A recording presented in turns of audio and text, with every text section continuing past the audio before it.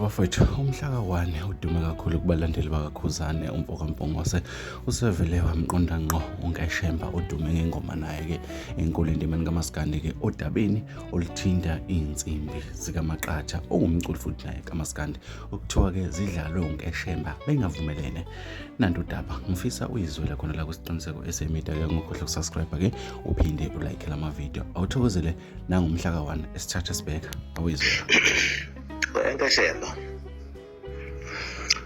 ngizoba specific nje ngabe yami ngiqonde ke ngqo yini mfowethu le ndlela oyenza ngayo kwabanye abaculi iwubunsizwa leyanto noma iwubuqhwaga noma usuke umgcwalisela nje umculi ukuthi uyamgcwalisela ukuthi noma ungenzani ngeke zenze lutho noma mhlambe uyamtshengisa nje ukuthi akayilutho kangakanani yena ne-management yakhe uyabaphrovela nje ukuthi nje abayilutho kangakanani.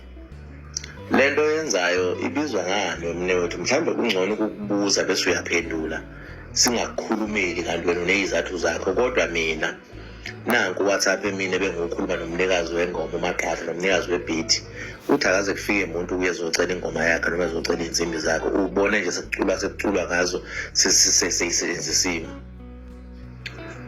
And into ebuhlungu ngalwambhema akakuthanda ukukhuluma akakuthanda umuntu ukukhuluma awavele khona abantu abathi abakuthanda ngoba onke Shemba nje abantu ongathi nabakuthanda ukukhuluma kodwa bayakususa shuthi umuntu umekwazi ukususa ukukhuluma usuke ekuthanda. Iyini lento yenza uNkeshemba ukuthi umnsizwa noma uNkeshemba noma mhlambe ubu noma ususebenzisa igama lakho manje usuyaliphila manje igama lakho wenzani ngempela uNkeshemba? Uchaze mfowethu, mhlawumbe ungasinika incazelo ngoba mina ke ngiyakuthanda ukukhuluma into esengiyicheckile emasayidini onke. Ngibuya kuyo uMaqatha uthi akaze kufike umuntu kuye wakhuluma naye ngengoma yakhe. Niyamgcwalisela mfowethu lo mbhemu noma nenzani noma ni-test ukulunga kwakhe noma ni-test ukholo lwakhe noma yini kwenzakalani bafowethu? Anichazeni Nkeshemba nenzani?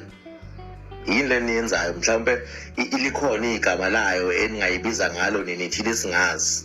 Into entshe efika iyenziwa ukuthi ngoba ithile singayazi nenzani ngempela.